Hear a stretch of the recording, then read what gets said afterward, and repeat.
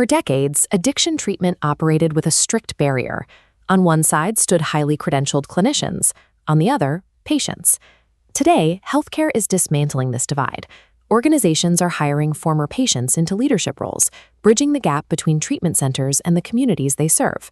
To do this job, these new professionals have to draw on their own past struggles. They must take their deepest personal traumas, the addictions, incarcerations, and crises they barely survived, and utilize them as a specialized professional asset. This creates a structural tension. Society and healthcare providers rely on this raw vulnerability to better connect with struggling addicts, yet traditional corporate systems often lack the infrastructure to safely manage the emotional toll this takes on the staff. Integrating lived experience is a volatile collision of identities.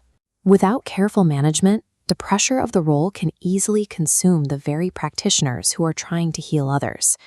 When traditional corporate and medical environments attempt to integrate lived experienced voices, they often stumble.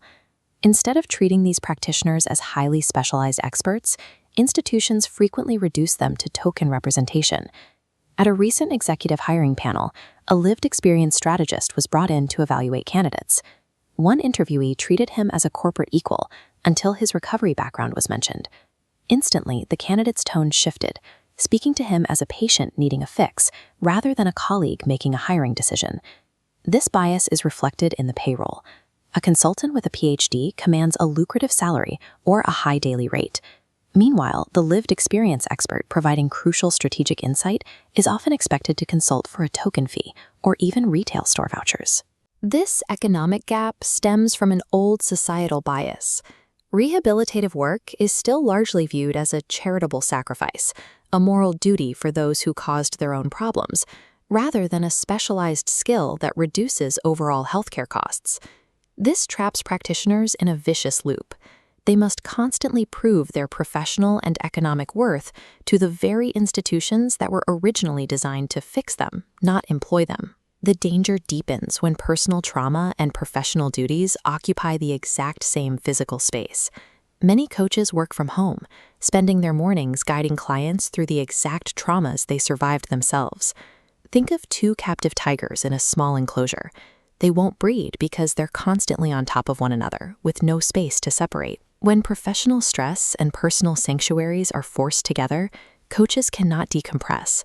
One coach finished an intense session, then showed his wife a trading app. His lingering professional tension collided with her anxieties, erupting into a bitter argument.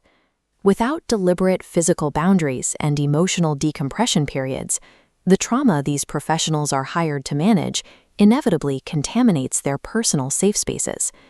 Years of dealing with external systemic stigma eventually take a psychological toll. The constant questioning from society often morphs into an internal voice, resulting in crippling imposter syndrome. Imagine an individual who spent their youth cycling in and out of imposing facilities like HMP Birmingham. They undergo years of rehabilitation, only to be hired back into the system to guide newly released inmates. They suddenly find themselves holding an adult, high-stakes position, gripped by the fear of taking on a big boy job. This creates a jarring psychological disconnect. Externally, a practitioner might hold a title like executive director, but internally, they still see themselves as small, unqualified, and out of place in a boardroom.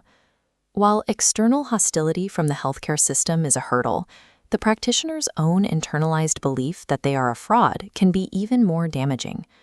To prevent this environment from collapsing, organizations are adopting a practice called systemic wellness. This is the intentional construction of emotional infrastructure, giving staff the specific tools they need to protect themselves while they work. A critical part of systemic wellness requires a deliberate behavioral shift. Practitioners must move away from reacting, being emotionally triggered by demanding clients, and focus on responding, maintaining objective, professional boundaries at all times. The goal is a state known as congruence. This is the psychological sweet spot where a coach is neither too clinical and cold, nor completely overwhelmed by their own history.